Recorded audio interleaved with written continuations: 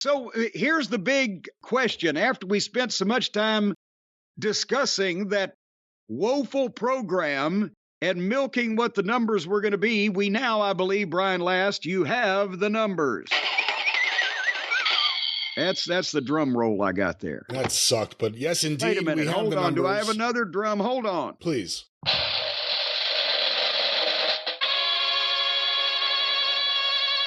There we go. Ta-da! 833,000 viewers this week for AEW Dynamite, March 1st. Ouch. And that was down what from last week? Oh, last week was a million average, wasn't it? A little, just a few over a million, so down about 175,000 or whatever. But quarter by quarter, where did we stand?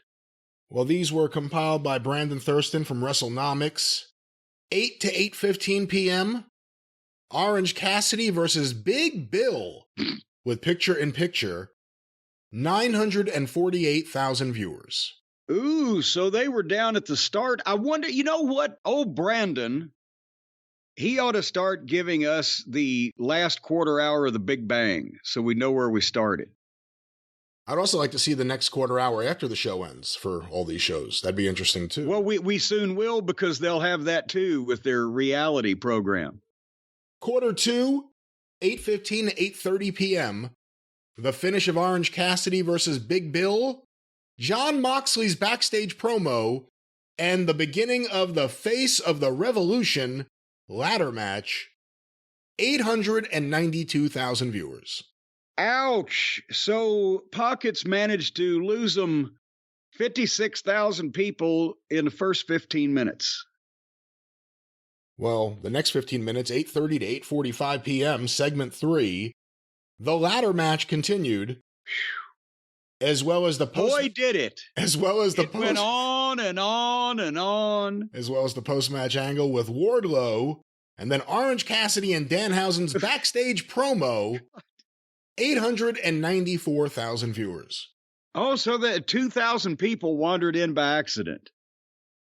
I have to think if you started that ladder match, you may stick with it just to see if anyone was going to die.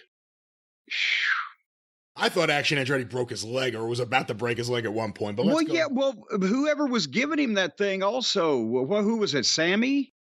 Just lost. Yeah, they just went down they dropped onto the lower ladder and then fell in a heap.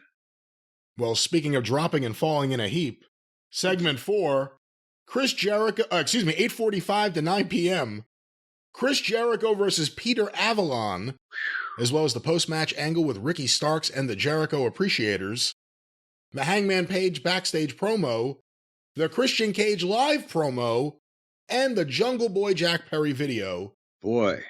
836,000 viewers. Ouch. Okay, I can't do math this large in my head. 58,000 more people decided to go wash their hair.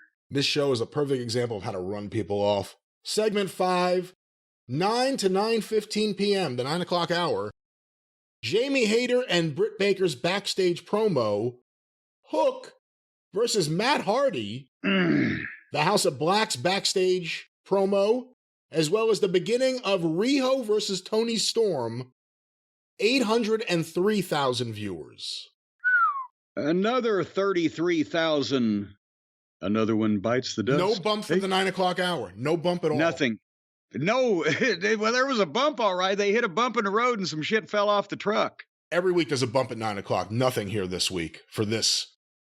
But 9:15 to 9:30 p.m., segment 6, the continuation of Riho versus Tony Storm with picture-in-picture, as well as the post-match angle with Hayter, Baker, Saraya, and Soho, the Keith Lee and Dustin Rhodes backstage promo, and the beginning of the Casino Tag Team Battle Royal. What a show this is. Jesus. 776,000 viewers. Oh.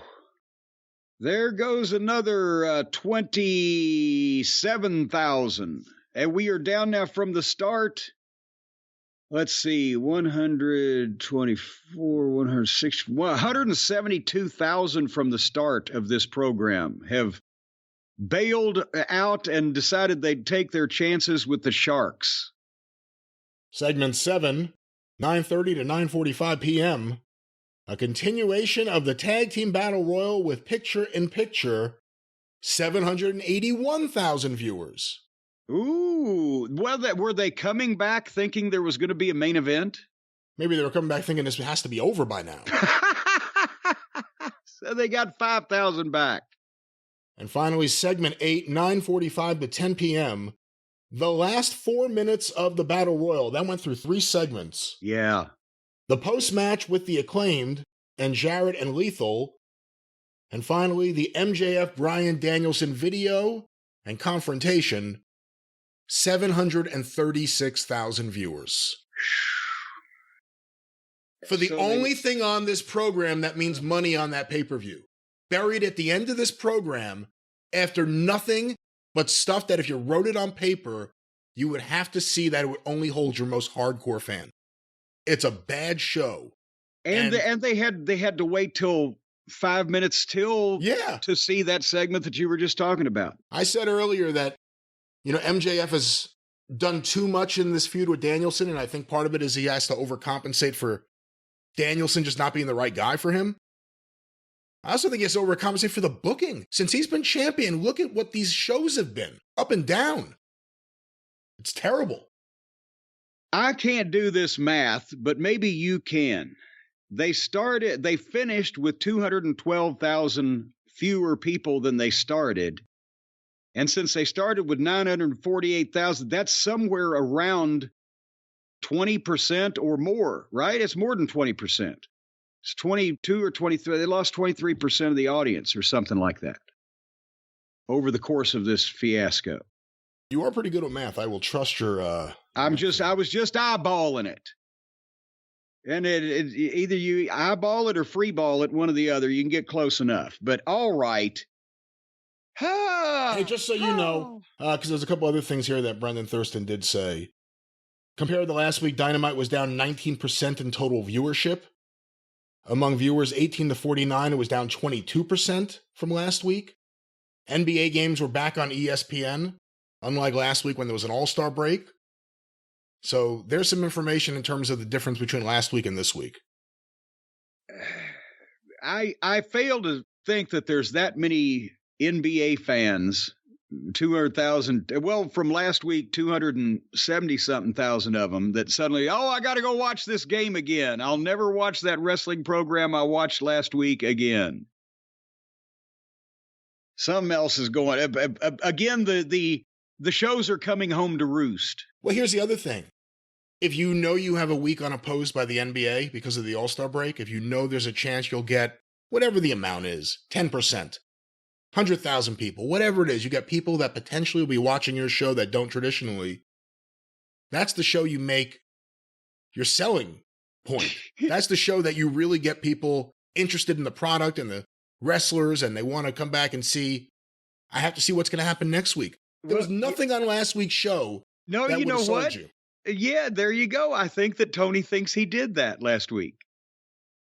And that's why we got pockets this week in 2, 3 parts of 6 different segments.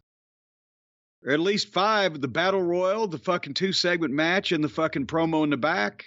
He thinks pockets drew him a house. It drives me crazy how many people know better, how many people will say it privately, but how many people won't publicly say Tony is not a good booker. And he really wants to do it, and he's made money with AEW. AEW has made money, whether it's a profit or not is another story, but AEW's made money. It's been a successful operation, but booking is not his thing. And everyone knows it, and there's a lot of people afraid to say it. People there are afraid to say it. I can understand that. But there's a lot of other people that just don't want to hurt his feelings. It's not about his feelings. It's business. It's the truth. He's not good at this. But there are people still pretending. Like, can you imagine if all the rotten actors and actresses that have gotten into movie business over the years, if somebody, they're the shits, but put them in that movie. We don't want to hurt their feelings. No, if this was the case, it would be the worst actor ever financing his own movie that he would be the director of and the executive producer of and the key grip and the best boy. Tell me he'll do all the roles. Hey, now don't beflog the image of the best boy. That's a tough job and thankless. I remember years ago in the Shimanaki Post, they had I forget now what it was. It was some kind of fake movie ad making fun of WCW, but I think by the end of it, it had like the different cast members in their things, and it said, Key Grips and Best Boys, Pat Patterson. All right, well, that might be a segue for before we go into the WWE portion of the program and recap their week in television to hear exactly what's going on in the wrestling news and the associated Arcadian Vanguard productions. Another action-packed week on the Arcadian Vanguard Podcast Network.